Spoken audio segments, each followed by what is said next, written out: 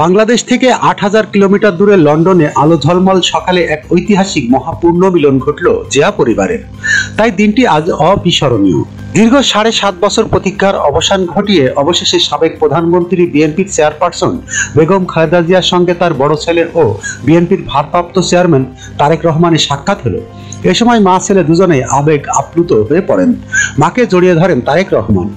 বুধবার ৮ জানুয়ারি যুক্তরাজ্যের স্থানীয় সময়ে সকাল ৯টা ৫ মিনিটে খালেদা জিয়াকে বহনকারী উড়োজাহাজটি লন্ডনের হিথ্রো বিমানবন্দরে অবতরণ করেন।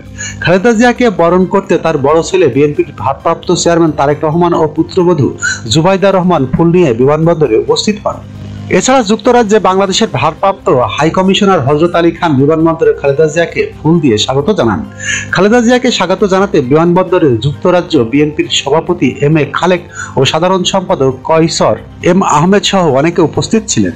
মূলত উন্নত চিকিৎসার জন্য যুক্তরাজ্যে গেছেন বিএনপির চেয়ারপারসন। তিনি সর্বশেষ ২০১৭ সালের ১৫ জুলাই লন্ডন সফর করেছিলেন। এরপর তার আর কোনো বিদেশ সফর হয়নি। এ সময়ের মধ্যে তার সঙ্গে তারেক রহমানের কোনো সরাসরি দেখা হয়নি। বিএনপির পক্ষ থেকে আগে জানানো হয়েছে খালেদা জিয়াকে লন্ডন ক্লিনিকে ভর্তি করা হবে। সেখানে কিছুদিন চিকিৎসার পর যুক্তরাষ্ট্রের মেরিল্যান্ডের হপকিন্স বিশ্ববিদ্যালয় হাসপাতালে তার চিকিৎসা নেওয়ার কথা রয়েছে। ৩ বারের সাবেক প্রধানমন্ত্রী খালেদা জিয়া দীর্ঘদিন থেকে liver cirrhosis, kidney, heart, diabetes, arthritis সহ নানা শারীরিক সমস্যায় ভুগছে। ঢাকার হযরত শাহজালাল আন্তর্জাতিক বিমানবন্দর থেকে মঙ্গলবার ৭ জানুয়ারি রাত ১১টা ৪৬ মিনিটে কাতারের আমিরের পাঠানো বিশেষ এয়ার অ্যাম্বুলেন্সে করে লন্ডনের উদ্দেশ্যে যাত্রা করেন খালেদা জিয়া।